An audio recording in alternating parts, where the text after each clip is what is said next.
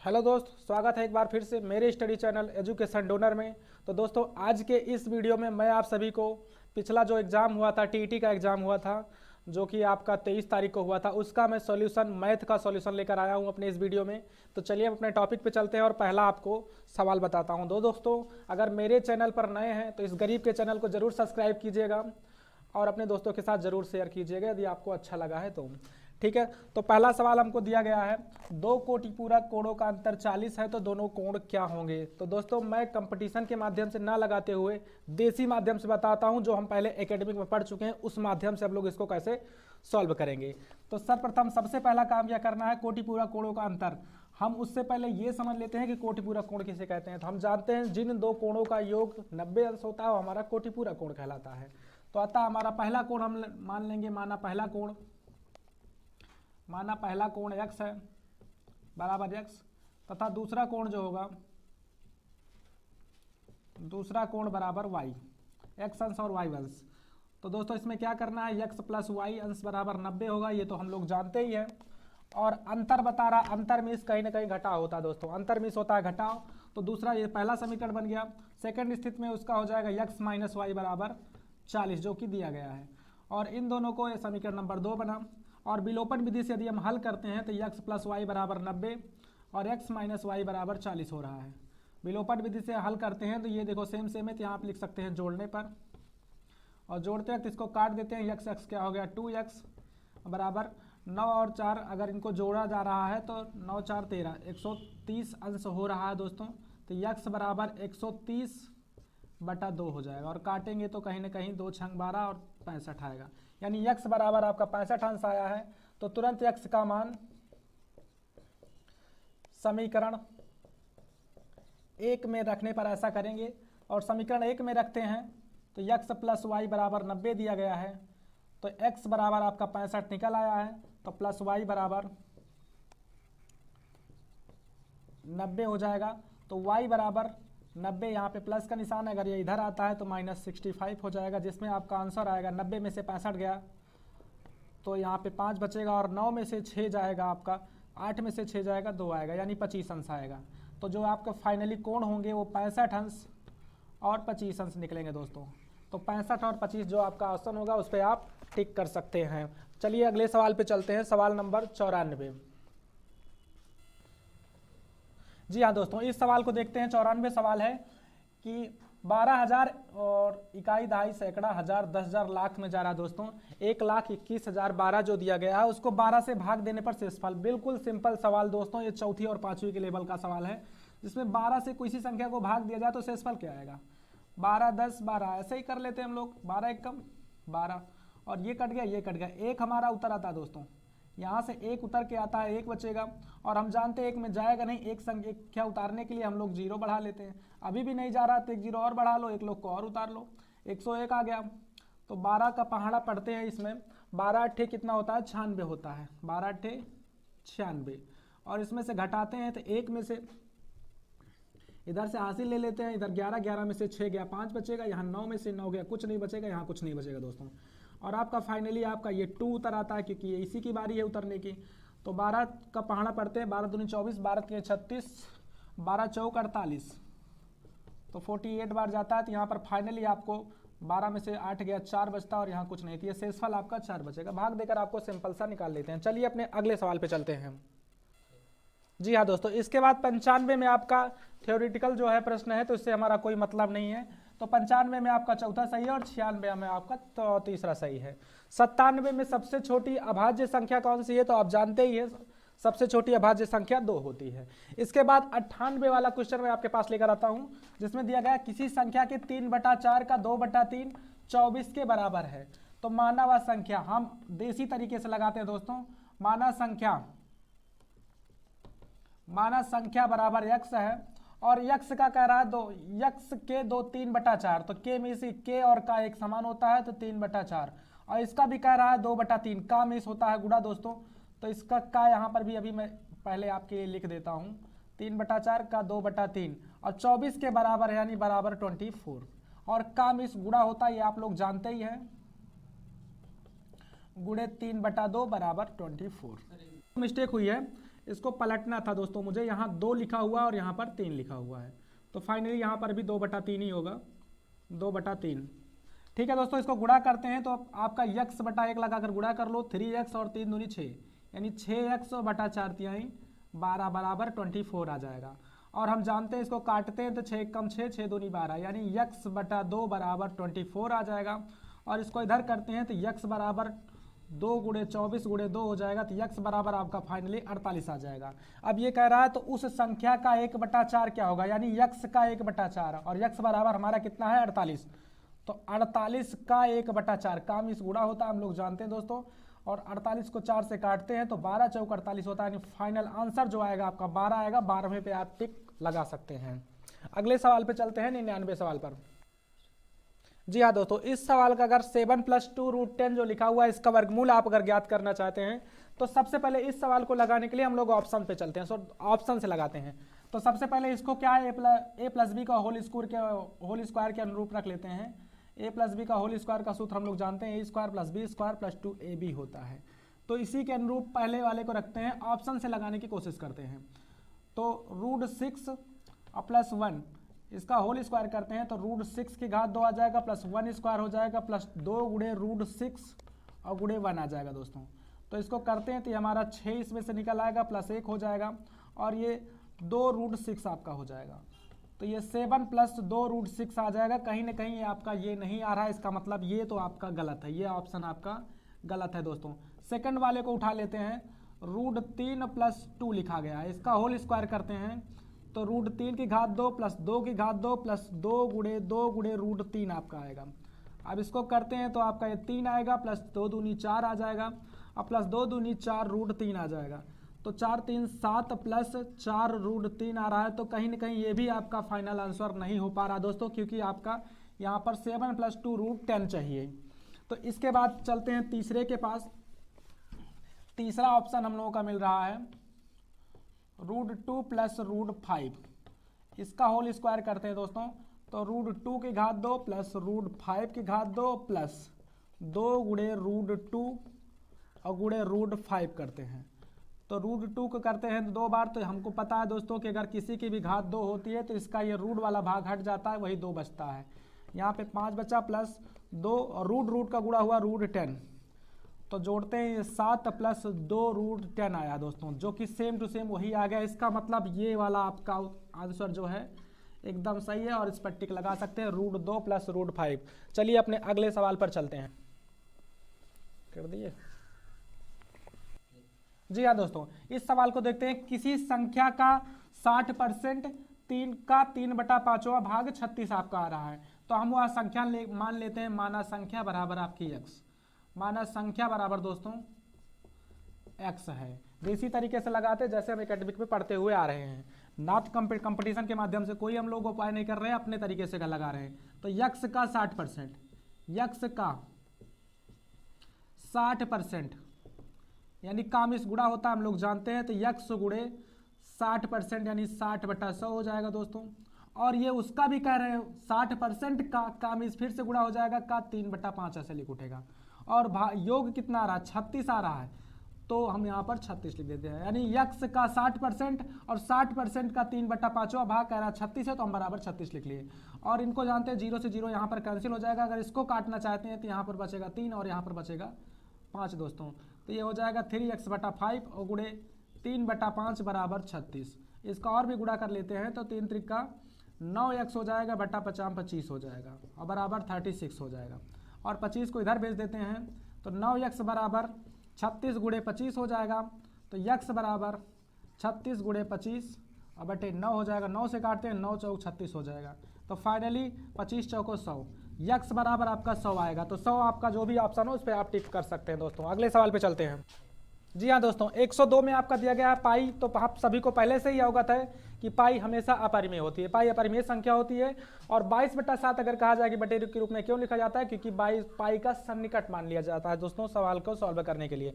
103 number सवाल पे चलते हैं, जो कि आपका दिया गया है a/3 और बराबर है b/4 के बराबर c/7 के। तो a + b + c और बटा सी क्या होगा आपका ये बताना है। तो हम जानते हैं दोस्तों ये सब आपस में बराबर है, तो हम इसको इस रूप में लिख सकते हैं a/3 बराबर b/4 बराबर सी बटा 7, और सबका बराबर 1 लिख सकते हैं क्योंकि सब लोग आपस में बराबर हैं। तो इसी प्रकार से a बटा 3 लिखेंगे बराबर 1, कामा लगाकर b बटा 4 बराबर 1 लिख सकते हैं, और c बटा 7 बराबर 1 लिख सकते हैं। और इसका अगर इधर ले जाते क्योंकि बटे में अगर इधर जाएंगे तो गुणे में हो जाएंगे, तो a बराबर क्या आ जाएगा आपका 3 आ जाएगा, क्योंकि ये बटे में बटा मीन्स भाग और बराबर किधर जाता है तो गुणे में हो जाएगा 3 एकम 3। और उसी प्रकार से b बराबर हो जाएगा 4 और c बराबर आपका ये हो जाएगा 7 दोस्तों। तो इसके बाद आपको क्या करना है, यहाँ कह रहा है a प्लस बी प्लस सी बराबर और बटे सी कह रहा है आपको, तो a बराबर कितना है आपका 3 आ रहा है, और प्लस b बराबर कितना है 4 आ रहा है, और प्लस c बराबर कितना है 7, और बटे c कह रहा है तो फिर से 7 कर लेते हैं। 4 3 7 7 14, यानी ये 14 आ गया और बटे 7, 14 बटा 7 को अगर काटा जाएगा तो आपका 2 फाइनल आंसर आएगा दोस्तों। क्या आएगा 2 आएगा, 2 पे आप टिक लगा सकते हैं। तो चलिए अगले सवाल पर चलते हैं। जी हाँ दोस्तों, चलते हैं 104 नंबर सवाल पर। तो इसमें कह रहा है इसके 378, 236, 459 और 312 के गुणनफल में इकाई का अंक पूछ रहा है दोस्तों। तो ये कहीं ना कहीं आप हम लोग अपनी तरीके से लगाएंगे, एकेडमिक के तरीके से लगाएंगे, तो इस सवाल में बहुत लंबा लगे और लगाने में भी हम लोग को बहुत कठिनाई आएगा, जिस कारण से इसको हम लोग ट्रिकी बेस से लगाते हैं। तो जिसमें सबसे पहले इसका इससे गुणा हो जाता है 8 छंग 48 होता है दोस्तों। 48 में 4 को छोड़ दिया जाता है, इस 8 को 8 से फिर इसके लास्ट वाले में गुणा कर लिया जाता है, 8 9 72 आएगा, और इस 7 को फिर छोड़ जाए, 2 से इसको गुणा करोगे 2 दूनी 4 आएगा दोस्तों। तो आपका 4 जो होगा इकाई का अंक होगा। फाइनली आप 4 अगर मिल रहा है तो 4 पे आप टिक लगा सकते हैं। चलिए अपने अगले सवाल पे चलते हैं। चलिए दोस्तों अगले सवाल पे चलते हैं, जो कि दिया गया 2 संख्याओं का महत्तम समापवर्तक यानी मासा और लासा जो है 12 तथा 72 है, क्रमशः दिया गया था, क्रमशः शायद मेरे द्वारा नहीं लिखा गया है, लेकिन आप ये समझ लीजिए महत्तम समापवर्तक जो है उसका 12 है और लासा जो है 72 है, क्योंकि मासा कम ही आता है और लासा अधिकतर आता है, ज़्यादा आता है। तो एक सूत्र आपको जरूर पता होगा दोस्तों, हम लोग एकेडमिक तरीके से लगाते हैं कि कैसे हम लोग लगाएंगे इसको, कि 2 संख्याओं का गुणनफल लासा गुणे मासा होता है दोस्तों। और हम जानते हैं, मान लेते हैं माना पहली संख्या बराबर x और दूसरी संख्या बराबर y। ठीक है दोस्तों, तो हम जानते हैं 2 संख्याओं का गुणनफल यानी x गुणे y किया जाएगा तो लासा गुणे मासा होता है, और मासा इतना है और लासा इतना है, यानी कि 12 गुणे 72 कर सकते हैं, और 12 और 72 को गुणा करते हैं तो x y बराबर 12 दूनी 24 के 4 और 12 सते 84 2 86 864 आता है। इसको समीकरण नंबर 1 समझा जाता है। और कह रहा इन दोनों संख्याओं का योग कितना है 60 आ रहा है। तो संख्या तो हमारी x और y है, योग मीन्स होता है जोड़, x प्लस y अगर करते हैं तो हमारा 60 आता है। ये समीकरण नंबर 2 होता है दोस्तों। तो सबसे पहला काम क्या कर लेते हैं हम लोग, लिखते हैं इसमें प्रतिस्थापन विधि से लगाने की कोशिश करते हैं। तो लिखेंगे x बराबर y को इधर भेजा जाता है तो 60 माइनस y हो जाएगा, और x का मान समीकरण 1 में रख लेते हैं। x का मान समीकरण 1 में इसको हम नहीं लिखते दोस्तों, तो समीकरण 1 हमारा क्या लिखा 8y बराबर 864। तो x बराबर आपका 60 माइनस y आया है, तो x और गुणे x की जगह पे रखा गया, यानी ये x पहले समीकरण को उतार लेते हैं। xy बराबर 864 और इस x की जगह पे दोस्तों इसको हम रख लेते हैं 60 माइनस y, और यहाँ पर गुणे का निशान लगा रहता है, इस कारण से गुणे में y लगाएंगे बराबर 864 करेंगे दोस्तों। बगल में लगाते, हो सकता है आपको नीचे ना दिखाई दे रहा हो, तो y से कर देते हैं तो ये 60y हो जाएगा और माइनस y स्क्वायर आ जाएगा बराबर 864 हो जाता है दोस्तों। इसके बाद इसको सही क्रम में करते हैं तो माइनस y स्क्वायर और प्लस में 60y, और इसको इधर ले आते हैं माइनस 864 बराबर 0। ब्रैकेट से पहले यानी सबसे पहले माइनस होता है तो हम लोग माइनस कॉमन ले लेते हैं और ब्रैकेट बना लेते हैं y स्क्वायर माइनस 60y और प्लस में 864 ब्रैकेट क्लोज बराबर 0। और हम जानते हैं ब्रैकेट के पहले अगर कुछ रहता है तो इसको इधर भेजा जाता है और ख़त्म हो जाता है, हम उसको भूल जाते हैं। y स्क्वायर माइनस 60y और प्लस 864 आ जाएगा दोस्तों। अब क्या करते हैं, इनको हम गुणनखंड विधि से लगाने की कोशिश करते हैं। गुणा करने पर 864 चाहिए और जोड़ने पर 60 चाहिए, तो इसका कॉम्बिनेशन बनाते हैं तो 36 और 24 का बनता है। इसे पूर्व में निकाल चुका हूँ, तो आपको ये लिखना है 36y प्लस 24y। 36 और 24 को जोड़ा जाएगा 60 आएगा, और 36 और 24 का गुणा किया जाएगा तो 864 आपका कहीं ना कहीं जरूर आ जाएगा दोस्तों। 864 बराबर 0। y स्क्वायर माइनस ब्रैकेट से पहले माइनस है तो अंदर का निशान चेंज हो जाएगा। 36y माइनस 24y और प्लस में 864 बराबर 0 आता है दोस्तों। इनका दोनों का जोड़ा बनाकर हम लोग कॉमन ले देते हैं, इसमें y कॉमन आया, इसमें y माइनस 36 बचा, और इसमें आपका फाइनली 24 कॉमन निकलेगा तो y माइनस 36 इसमें बचा, क्योंकि ब्रैकेट बनाने से पहले आगे माइनस होता है तो अभी अंदर का निशान चेंज करना होता है। ये दोनों एक ब्रैकेट में लिखा जाएगा y माइनस 24 और एक दूसरा में लिखा जाएगा तो y माइनस 36 बराबर 0। तो y बराबर y माइनस 24 बराबर 0 लिख लिया जाएगा और y माइनस 36 बराबर 0, तो y बराबर 24 और y बराबर 36। तो ऑप्शन में आपको अगर 24 या 36 दिख रहा है तो उस पर आप टिक लगा सकते हैं दोस्तों, जो भी आपका है। उम्मीद करते हैं शायद 24 उसमें दिया गया है तो आप 24 पे टिक लगा सकते हैं। चलिए अपने अगले सवाल पर चलते हैं दोस्तों। जी हाँ दोस्तों, 106 नंबर सवाल आपका जो है थ्योरेटिकल है, तो जिसको मैं नहीं बताऊंगा। तो 107 नंबर सवाल पे चलते हैं हम लोग, जिसमें दिया गया है यदि किसी वस्तु का क्रय मूल्य उसके विक्रय मूल्य का 3/2 भाग है, यानी कि आपको हानि तो होगी, तो कंफर्म हो गया होगा दोस्तों। तो सबसे पहले कह रहा है क्रय मूल्य उसके विक्रय मूल्य का 3/2 है। तो क्रय मूल्य विक्रय मूल्य का दिया गया है तो आपको क्या कर लेना दोस्तों, लिख लेना माना विक्रय मूल्य, माना विक्रय मूल्य बराबर x रुपए। इसलिए क्रय मूल्य, भाई विक्रय मूल्य x रुपए है तो क्रय मूल्य क्या हो जाएगा, ये कह रहा है क्रय मूल्य का विक्रय मूल्य का क्या 3/2 भाग है, तो क्रय मूल्य बराबर x का 3/2, यानी का मिस गुणा होता है तो x गुणे 3/2 करते हैं दोस्तों, तो आपका 3x/2 आ जाएगा। और अगर हम क्रय मूल्य में से कभी हानि हमको निकालना होता, हानि का सूत्र आप लोग जानते हैं दोस्तों, हानि बराबर होता है विक्रय मूल्य, विक्रय मूल्य माइनस क्रय मूल्य। ये आप सभी जानते ही होंगे कि हानि बराबर होता है विक्रय मूल्य माइनस क्रय मूल्य। तो विक्रय मूल्य आपको कितना दिया गया है, विक्रय मूल्य आपका निकला है x और क्रय मूल्य आपका जो है, क्रय मूल्य आपका निकल गया है 3x/2। तो दोस्तों इसमें इनका दोनों का लासा लिया जाता है, या कि ऐसे ही डायरेक्ट कर लेते हैं, 2x हो जाएगा और माइनस 3x/2 आता है, और 2 में से 3 जाएगा तो -x/2 ये जो आएगा हानि आता है दोस्तों। हानि आपका निकल के आया है -x/2 आपका हानि आया है। और वो हमसे पूछ क्या रहा, हानि का प्रतिशत पूछ रहा है, तो हानि प्रतिशत का सूत्र लगाते हैं। हानि प्रतिशत, हानि प्रतिशत का सूत्र है हानि गुणे 100 और बटा क्रय मूल्य आपका। तो दोस्तों हानि गुणे 100 बटा क्रय मूल्य, तो इसको थोड़ा हम या लगाकर बढ़िया से बताते हैं। तो हानि गुणे 100 ऐसे लिख लो और बटा मिस होता है भाग क्रय मूल्य, ऐसे लिख लो आप, ठीक है। हानि कितना निकली है दोस्तों, तो -x/2 निकली है, गुणे 100 ऐसे कर लेते हैं, और भागे क्रय मूल्य कितना है दोस्तों, तो क्रय मूल्य आपको यहाँ मिल रहा है 3x/2, और 3x/2 ऐसे लिख लेते हैं। और 2 से काटते तो 50 बार में कटता है, यानी कि आया -50x और भागे 3x/2, और बटा 1 तो छिपा रहता है हम लोग जानते ही हैं, तो -50x बटा 1 लगा ही रहता है। इसको पलट देते हैं तो ये गुणे में बदल जाता है, ऐसा हम लोग बचपन से करते आ रहे हैं। और यहाँ x से x कट रहा है दोस्तों, इनका दोनों का गुणा कर लेते हैं, तो आपका माइनस में 100/3 आएगा दोस्तों। माइनस का मतलब हानि से है, और 3 से इसको डिवाइड किया जाएगा तो 33 ये 99 होता है, यानी 33 सही 1/3% आपकी हानि आएगा, क्योंकि माइनस में है दोस्तों। तो हानि का जो प्रतिशत होगा 33 सही 1/3 आएगा, तो इस पे आप 33 सही 1/3 पे आप टिक लगा सकते हैं दोस्तों। चलिए अपने अगले सवाल पर चलते हैं।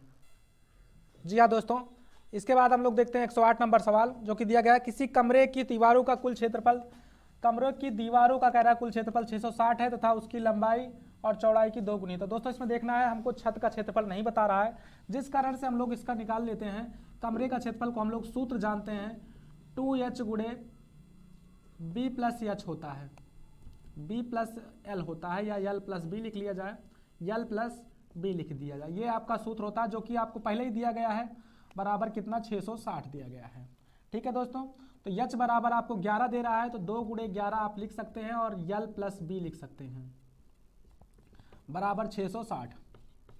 तो 11 दूनी 22 होता है, 22 और l प्लस b बराबर, इसको इधर कर दिया जाता है दोस्तों, तो 660 बटे तुम्हारा 22 अभी नहीं आ सकता है, अगले स्टेप पे लाते हैं। l प्लस b बराबर 660/22, काटते हैं तो आपका 22×3=66 होगा, यानी कि L + B बराबर 3 आता है, समीकरण नंबर 1 मान लिया जाता है। और यहाँ पर देखते हैं दोस्तों, कह रहा है लंबाई उसकी चौड़ाई की 2 गुनी, यानी चौड़ाई की दुगनी लंबाई है, तो लिख लेते हैं माना चौड़ाई बराबर x मीटर है, तो लंबाई क्या होगी दोस्तों, तो लंबाई बराबर हो जाएगी 2x मीटर, ये हम लोग जानते हैं। और इसी पर इसको रख देते हैं, लंबाई क्या है 2x, यानी 2x प्लस चौड़ाई कितनी है x मीटर है, और बराबर में हमको क्या मिल रहा है दोस्तों, यहाँ पर 30 होना चाहिए, तो ये x बराबर कितना आ गया 30। तो इनको जोड़ते हैं दोस्तों, तो आपका आएगा 3x बराबर 30, तो x बराबर आपका इसे यहीं से कट जाएगा तो 10 आएगा, x बराबर आपका 10। अतः हम लोग लिख लेते हैं लंबाई बराबर जो आपका आ रहा है 10×2 हो जाएगा, यानी कि 20 आएगा, और चौड़ाई जो आपका आएगा 10 आएगा। इससे हम लोग कह सकते हैं दोस्तों कि आयत का क्षेत्रफल हम लोग जानते हैं, तो इसलिए हम कह सकते हैं छत का क्षेत्रफल, आयत का क्षेत्रफल बराबर क्या होता है लंबाई गुणे चौड़ाई, इसीलिए छत का क्षेत्रफल 10×20 करते हैं, 20×10 करते हैं दोस्तों, 20 आगे लिख देते हैं क्योंकि आगे लंबाई लिखी गई है, 20 दूनी 20 दामा 200, यानी 200 मीटर स्क्वायर जो होगा उसका क्षेत्रफल आएगा दोस्तों। तो 200 पे अपना टिक लगा सकते हैं। चलिए अपने अगले सवाल पे चलते हैं 109 पर। जी हाँ दोस्तों, इस सवाल पे देखते हैं, इसमें दिया गया यदि संख्या आपका 604 इस पे डैश दिया गया है और 6 है, तो 11 से विभाज्य होता है, तो रिक्त स्थान पर क्या होगा। बहुत ही सिंपल सवाल है, इसको हम अपने भाग विधि से ऐसे ही लगा सकते हैं। यहाँ पर भाग लगाते हैं और लिख लेते हैं 60 4 और डैश मार देते हैं, और यहाँ पर आपको 6 लिखते हैं दोस्तों। तो हम 11 में करते हैं तो 11 × 5 = 55 आता है हम लोगों का, यहाँ पे हमारा 5 बचेगा और ये 4 उतर जाएगा, फिर 11 × 4 = 44 हो जाएगा, और यहाँ पे आपका 10 बचता है। अच्छा, यहाँ पर अब हम लोग देखते हैं कि किस संख्या से कटेगा। अगर हम लोग 1 रखते हैं तो हम लोग जानते हैं 11 9 कितना होता है 99 होता है, और बचेगा इसमें फाइनल कितना, तो 101 99 यानी 2 बचेगा, यानी 26 हो जाएगा, और 26 11 से हमारा डिवाइड होता नहीं दोस्तों। तो हम क्या करेंगे, यहाँ पर 2 रखकर चेक कर लेते हैं। 2 रखते हैं तो यहाँ पर शेषफल आपका 3 बचेगा दोस्तों, 36 भी 3 से नहीं कटता है। तो अगर यहाँ पर हम लोग 3 रखते हैं तो शेषफल आपका 4 बचेगा, और 46 आ जाएगा, 46 भी हमको 11 से नहीं डिवाइड होता है। इसके बाद यहाँ पर हम लोग 4 रख लेते हैं दोस्तों, 4 रखते हैं तो आपका 5 बचेगा, और 5 बचेगा दोस्तों तो कहीं ना कहीं 56 हो जाएगा, 56 भी हमारा कटता नहीं थी। इस कारण से यहाँ पर हम लोग क्या रखते हैं 5 रखते हैं, और 5 रखते हैं तो यहाँ पर आपका जो बच जाएगा 6 बचेगा, और 6 यहाँ लौट के आएगा तो 66 हो जाएगा, और 11 6 में 66 कट जाता है। इसलिए यहाँ पर 5 संख्या बहुत अच्छी तरीके से सेट हो रही है।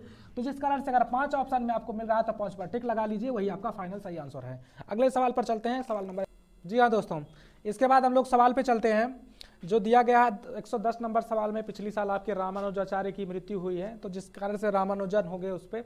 अगला सवाल हमारा जो 111 नंबर सवाल दिया गया है, 2 संख्याओं में से बड़ी संख्या का 2 गुना छोटी संख्या के 5 गुने से 3 ज़्यादा है।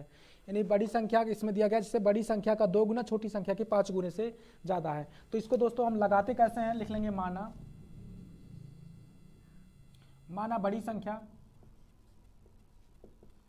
बड़ी संख्या बराबर x, और छोटी संख्या जो होगी, छोटी को मान लो y, यानी बड़ी संख्या x और छोटी संख्या y। तो कह रहा है बड़ी संख्या का 2 गुना, देखो दोस्तों क्या कह रहा है, बड़ी संख्या का 2 गुना छोटी संख्या के 5 गुने से 3 ज़्यादा है। तो यानी बड़ी संख्या को हम ऐसे x लिखते हैं, और इसका 2 गुना यानी इधर 2 से गुणा करते हैं। अब बराबर कैसे कर रहा है, छोटी संख्या के 5 गुने से, यानी छोटी संख्या y लिखते हैं, इसमें 5 से गुणा करते हैं, ठीक है। और 5 गुने से 3 ज़्यादा भी है, तो यानी प्लस में 3 करते हैं दोस्तों। तो इसको हम जब सॉल्व करते हैं तो 2x और बराबर 5y बराबर और प्लस में 3 आ जाएगा दोस्तों, और इसको इधर कर देते हैं तो 2x - 5y बराबर 5 आएगा। समीकरण नंबर 1 बन गया। अब दूसरी शर्त उसकी देखते हैं। दूसरी शर्त क्या कह रहा है, वही संख्या के 4 गुने, यानी x का 4 गुना, ठीक है, छोटी संख्या के 3 गुने के, और 3 गुने का योग बोल रहा है, योग में जोड़ होता है दोस्तों, उसी संख्या का योग, और 4 गुना और छोटी संख्या का 3 गुना। तो छोटी संख्या में 3 से गुणा करेंगे, y गुणे 3 कर देते हैं, और करा दोनों को जोड़ते हैं तो 71 आता है, 71 आता है। तो यानी कि 4x प्लस 3y बराबर 71 आता है दोस्तों। इसके बाद क्या करना है, समीकरण नंबर 2 बना। अब हमको क्या करना है, विलोपन विधि से सॉल्व करना है दोस्तों। तो इस समीकरण को हम क्या कर देते हैं, थोड़ा संशोधित कर देते हैं, लिख देंगे, यहाँ मैं लिख देता हूँ एकेडमिक तरीके से अगर लगाते हैं हम लोग, लिखेंगे समीकरण 1 में 2 से गुणा करके समीकरण 2 से घटाने पर, इसको मैं समझा देता हूँ क्यों 2 से गुणा किया गया है। जैसे कि यहाँ इसमें 2 से गुणा करते हैं दोस्तों, तो 2 दूनी 4x हो जाएगा और माइनस 10y हो जाएगा और बराबर ये भी 10 हो जाएगा। और दूसरा समीकरण आपका 4x और प्लस 3y बराबर 71 वही रहेगा। दोस्तों गुणा हम इसलिए किए ताकि ये हमारा इसको काटने के लिए हम स्वतंत्र रूप से इकट्ठा कर सके। जब सेम सेम होता है तो हम लोग काट सकते हैं और लिखते हैं यहाँ पर घटाने पर। जिसको काटना होता है उसका निशान देखा जाता है, इनके पास भी प्लस इनके पास भी प्लस। अगर दोनों के पास सेम सेम निशान होता है तो घटाने पर लिखा जाता है और घटाते वक्त निशान चेंज हो जाता है दोस्तों। जो प्लस होता है माइनस, जो माइनस है वो प्लस हो जाता है। तो ये दोनों तो काटे गए और माइनस माइनस आपका आ गया माइनस 13y, माइनस में 13y और 71 में से 10 जाता है आपका, 10 नहीं होगा दोस्तों, यहाँ पर आपका 5 और 3, यहाँ पर 3 बचा था, यहाँ पर 3 है दोस्तों, तो यहाँ पर भी आपका 3 ही होना चाहिए, हमारे द्वारा मिस्टेक है, 3 होना चाहिए। और यहाँ पर जो आपका आएगा 3 आएगा, क्षमा कीजिएगा इसके लिए। और 3 दूनी आपका दोस्तों यहाँ पर जो होगा वो 6 होगा।